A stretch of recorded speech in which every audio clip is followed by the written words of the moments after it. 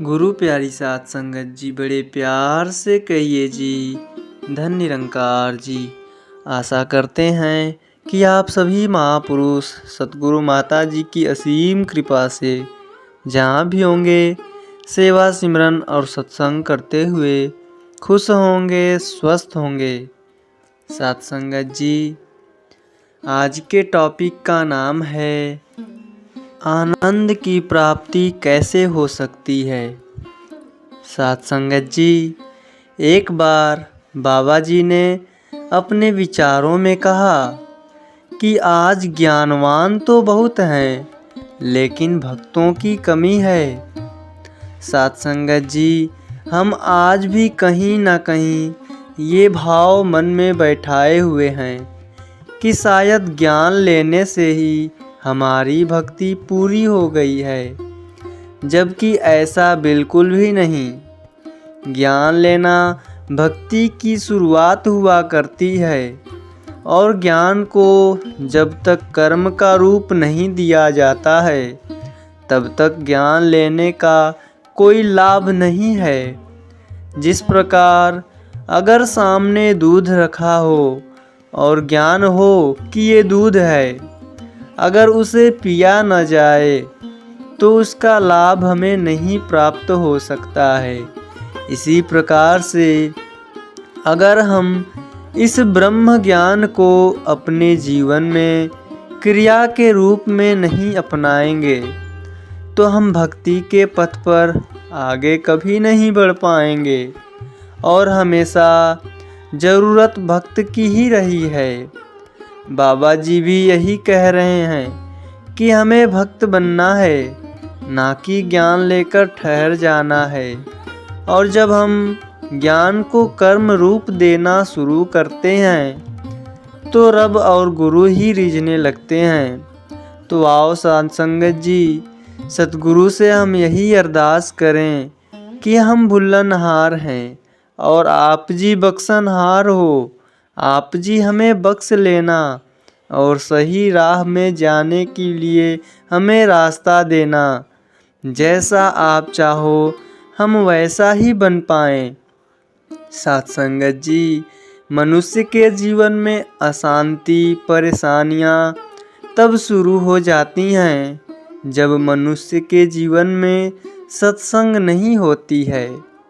संतों के संग से मिलने वाला आनंद तो बैकुंठ में भी दुर्लभ है। कबीर दास जी कहते हैं कि राम बुलावा भेजिया दिया कबीरा रोय, जो सुख साधु संग में सो बैकुंठ न होय। और रामचरितमानस में भी लिखा है कि तात स्वर्ग पवर्ग सुख धरी तूला एक अंग, तुलनता ही सकल मिली जो सुख लव सत्संग। हे तात, स्वर्ग और मोक्ष के सब सुखों को तराजू के एक पलड़े में रखा जाए तो भी वे सब सुख मिलकर भी दूसरे पलड़े में रखे हुए उस सुख के बराबर नहीं हो सकते हैं जो क्षण मात्र के सत्संग में मिलता है। सत्संग की बहुत महिमा है। सत्संग तो वो दर्पण है जो मनुष्य के चरित्र को दिखाता है और साथ साथ चरित्र को सुधारता भी है। सत्संग से मनुष्य को जीवन जीने का तरीका पता चलता है। सत्संग से ही मनुष्य को अपने वास्तविक कर्तव्य का पता चलता है। रामचरितमानस में भी लिखा है कि सदसंगत मुद मंगल मूला, सोई फल सिद्धि सब साधन फूला। सत्संग सब मंगलों का मूल है। जैसे फूल से फल और फल से बीज तथा बीज से वृक्ष होता है, उसी प्रकार से सत्संग से विवेक जागृत होता है और विवेक जागृत होने के बाद भगवान से प्रेम होता है और प्रेम से प्रभु की प्राप्ति होती है। जिन्हें प्रेम किया तिन्हीं प्रभु पाया। सत्संग से मनुष्य के करोड़ों करोड़ों जन्मों के पाप नष्ट हो जाते हैं। सत्संग से मनुष्य का मन और बुद्धि शुद्ध हो जाती है। सत्संग से ही भक्ति मजबूत होती है। भक्ति स्वतंत्र सकल सुखनानी, बिनु सत्संग न पावहीं प्राणी। भगवान की जब कृपा होती है तब मनुष्य को सत्संग और संतों का संग प्राप्त होता है। सत्संग में बताई जाने वाली बातों को जीवन में धारण करने पर ही आनंद की प्राप्ति और प्रभु से प्रीति होती है। जीवन से सत्संग को अलग हमें कभी भी नहीं करनी चाहिए। जब सत्संग जीवन में नहीं रहेगा तो ये संसार के प्रति आकर्षण बढ़ेगा। सत्संगत जी, एक बार एक गांव में पंचायत लगी थी। वहीं थोड़ी ही दूर पर एक संत अपने बसेरा किए हुए थे। जब पंचायत किसी निर्णय पर नहीं पहुंच सकी तो किसी ने कहा कि क्यों ना हम महात्मा जी के पास अपनी समस्या को लेकर चलें। अतः सभी संत के पास पहुँचे। जब संत ने गांव के लोगों को देखा तो पूछा, कैसे आना हुआ? तो लोगों ने कहा, महात्मा जी, गांव भर में केवल एक ही कुआं है और कुएं का पानी हम नहीं पी सकते हैं, क्योंकि उस कुएं में से बदबू आ रही है। मन भी नहीं होता पानी पीने को। तब संत ने पूछा, क्यों, क्या हुआ? पानी क्यों नहीं पी रहे हो? तब वे लोग बोले कि 3 कुत्ते लड़ते लड़ते उसमें गिर गए थे और वे बाहर नहीं निकल पाए, वे उसी में मर गए। अब जिसमें कुत्ते मर गए हों उसका पानी कौन पिएगा महात्मा जी? तब संत ने कहा, एक काम करो, उसमें गंगा जल डलवाओ। तो कुएं में गंगा जल भी 8-10 बाल्टी छोड़ दिया गया। फिर भी समस्या जस की तस रह गई। लोग फिर से संत के पास पहुँचे। अब संत ने कहा कि भगवान की कथा कराओ। लोगों ने कहा, ठीक है।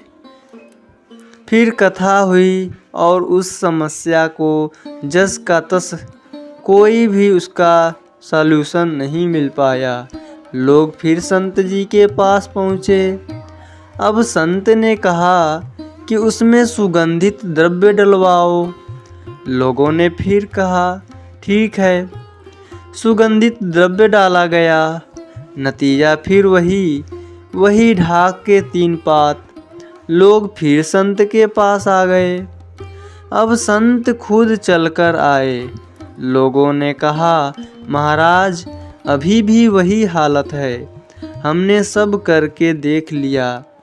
गंगा जल भी डलवाया, कथा भी करवाई, प्रसाद भी बांटा और उसमें सुगंधित पुष्प और बहुत सारी चीज़ें डालीं, लेकिन महाराज हालत वही की वही है। अब संत आश्चर्यचकित हुए कि अभी भी इनका मन कैसे नहीं बदला। तो संत ने पूछा कि तुमने और सब तो किया, वे 3 कुत्ते मरे पड़े थे, उन्हें निकाला कि नहीं?